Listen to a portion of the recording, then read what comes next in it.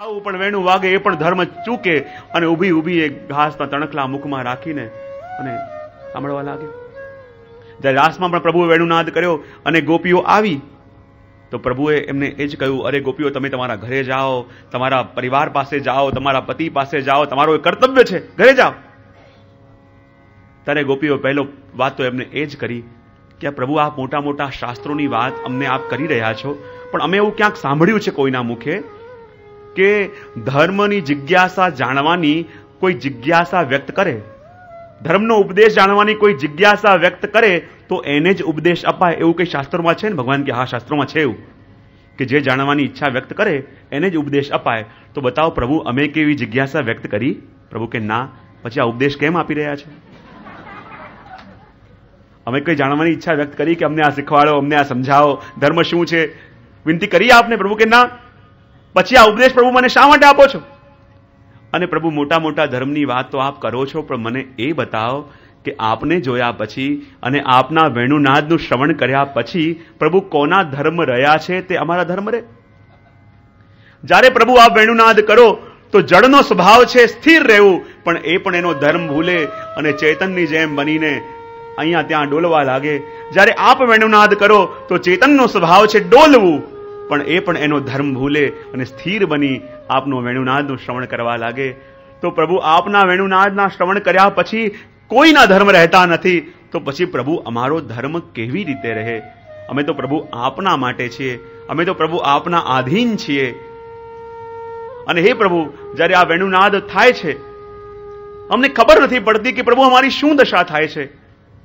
જેમ એક શિકારી ઘાયલ કરીને કોઈને ખેંચીને લઈ આવે, બરાબર એવી દશા પ્રભુ અમારી થાય છે. અને પ્રભુ, આ વેણુ દ્વારા જ આપ કૃપા પણ કરો. પોતાના રસનું દાન, પોતાના આનંદનું દાન પણ પ્રભુ આપ આ વેણુ દ્વારા જ તો કરો છો. અને પ્રભુ, જ્યારે એ જ વેણુ આપે વગાડી અને એ જ વેણુમાં ખેંચાઈને પ્રભુ અમે આપની પાસે આવ્યા.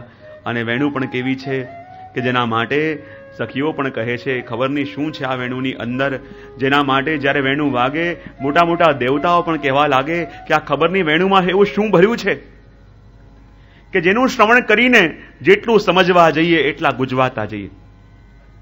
પ્રભુની વાણી, પ્રભુની વેણુ અને પ્રભુની વાણી બંનેનું જેટલું અર્થઘટન કરવા જાઓ એટલા ગુંજવાતા જાઓ. એને માણતા રહો, એનું પાન કરતા રહો અને એને વર્ણવા જાઓ તો વર્ણવી ન શકાય. અને મૈયા, એ જ રીતે આપના લાલા પણ જ્યારે વેણુ વગાડે અને મોટા મોટા દેવતાઓને પણ સમાધિ લાગી જાય. અને શું બતાવું, નિત્યના જાણકાર, સંગીતના જાણકાર, તાલના જાણકાર એ પણ દિગ્મૂઢ થઈને પ્રભુ આપના મુખના દર્શન કરતા રહે, આપના વેણુનાદનું શ્રવણ કરતા રહે. એ વાત આ યુગ્મની અંદર કહી અને કહી, સખી, આ તો આસો માસ છે અને આ તો મુરલીનો પણ છે અને ફલનો પણ છે. એટલે કેમ?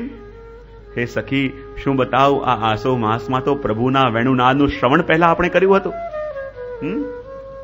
કારણ કે આસો માસની અંદર બીજ પણ છે, આ માસમાં વૃક્ષ પણ છે અને આ માસમાં ફલ પણ છે. બોલે બીજ શું?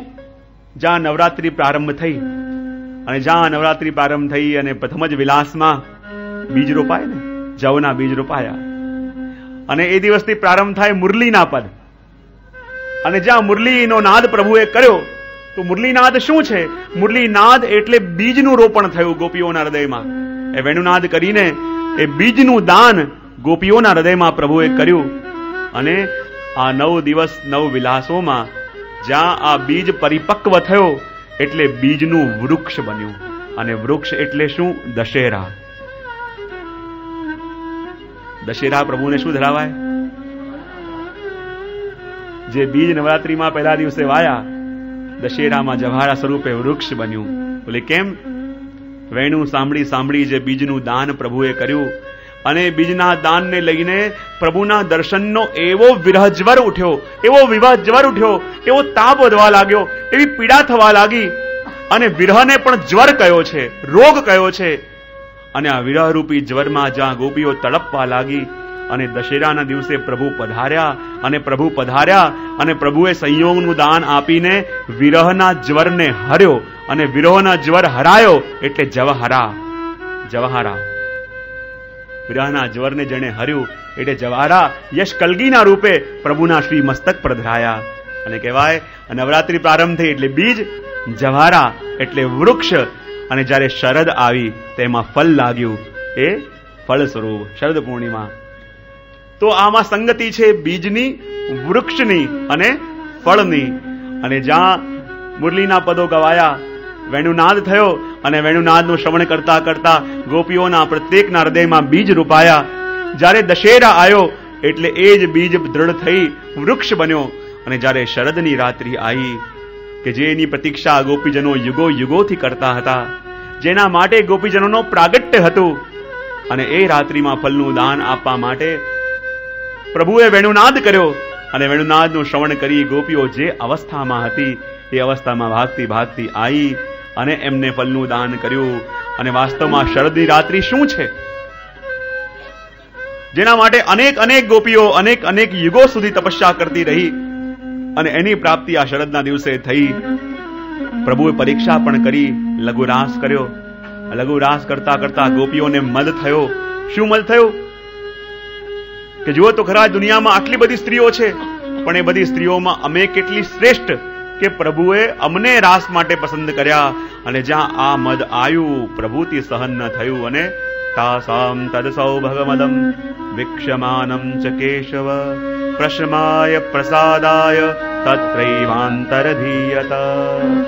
બે કારણ આપ્યા. જ્યાં મદ આવ્યો અને પ્રભુ અંતર ધ્યાન થયા, અને જ્યાં પ્રભુ અંતર ધ્યાન થયા અને ગોપીઓ વિચલિત થઈ, પ્રભુના અંતર ધ્યાન થવાના બે કારણ આપ્યા. કયા કયા? પ્રશમાય પ્રસાદાય. પ્રશમાય એટલે કે ગોપીઓને મદ થયું, અને પ્રસાદાય ગોપીઓને માન થયું. મદ અને માન. શ્રી મહાપ્રભુજી કહે છે આ ગોપીઓ તો અનેક હતી, તો એમાંથી કઈ ગોપીને મદ થયું અને કઈ ગોપીને માન થયું? તો કહે કે જ્યારે ઠાકોરજીએ રાધાજી સમાન સૌભાગ્ય દરેક ગોપીને આપ્યું, તો દરેક ગોપી કે જે રાસ કરતી હતી અને રાધાજી સમાન સૌભાગ્ય મળ્યું, માટે બધી ગોપીઓને મદ થયું, અને પોતાના સમાન સૌભાગ્ય દરેક ગોપીને આપી દીધું, માટે રાધાજીને માન થયું. અને આ માન અને મદ બંનેનું હરણ કરવા માટે પ્રભુ અંતર ધ્યાન થયા, અને વિચાર કરે જ્યારે ગોપીઓના મધ્યમાંથી અંતર ધ્યાન થઈશ તો ગોપીઓનું મદ ચાલ્યું જશે, અને અંતર ધ્યાન થઈ રાધાજીની પાસે જઈશ, એમના ચરણોમાં પડી એમને મનાઈ લઈશ, તો રાધાજીનું માન દૂર થઈ જશે. અને ગોપીઓનું મદ અને રાધાજીનું માન એ બંને દૂર કરવા માટે પ્રભુ અંતર ધ્યાન થયા. કારણ કે રાધાજી પણ માન કરે તો કેવી રીતે માન કરે? જ્યારે રાધાજી પ્રભુથી રૂઠે ને તો બહુ ના કરે. શું કરે? પોતાના નેત્રની જે દ્રષ્ટિ છે, દ્રષ્ટિ નીચી કરી લે. દ્રષ્ટિ નીચી કરી લે અને પોતાના કેશ મુખારવિંદ પર લઈ આવે, મુખ ઢાંકી દે. જ્યારે રાધાજી માન કરે તો પોતાના કેશ પોતાના મુખારવિંદ પર લઈ આવે અને દ્રષ્ટિ નીચી કરે, અને પ્રભુને લાગે આજે ચંદ્ર ગ્રહણ લાગી ગયું. રાધાજીનું મુખ તો ચંદ્ર સમાન છે, અને એમાં શામ શામ કેશ આવી ગયા, એટલે આપણે ત્યાં ગ્રહણના દિવસે માનના પદ ગવાય. ગ્રહણમાં માનના પદ ગવાય. બોલે કેમ? ચાહે આપણા માટે ભૌગોલિક કે ખગોલિક જેવી પ્રક્રિયા હોય, પણ ઠાકોરજીના માટે ચંદ્રગ્રહણ એટલે શું? ઠાકોરજીના માટે ચંદ્રગ્રહણ એટલે સ્વામીજીએ માન કરીને અને પોતાના મુખારવિંદ ઉપર કેશ લાવીને પોતાના મુખચંદ્રને ઢાંકી દીધું. અને જ્યારે ઠાકોરજી વિનંતી કરે ચરણોમાં પડીને, અને તારે રાધાજી એ કેશ દૂર કરે, અને ઠાકોરજીને લાગ્યું હવે ગ્રહણનો વેદ હટ્યો, હવે જલ પીવાય, હવે ભોજન કરાય. ગ્રહણ દૂર થયું. કે જ્યાં સુધી ગ્રહણ હોય ઠાકોરજી ના આરોગે, સ્વામીજી જ્યાં સુધી માનમાં બિરાજતા હોય, પ્રભુ કેવી રીતે કઈ આરોગે? પ્રભુ કેવી રીતે જલ લે? અને પ્રભુ ના લઈ શકે તો આપણે કેવી રીતે લેવાય? આપણા પ્રભુ કઈ લેતા નથી તો આપણાથી કેવી રીતે લઈ શકાય?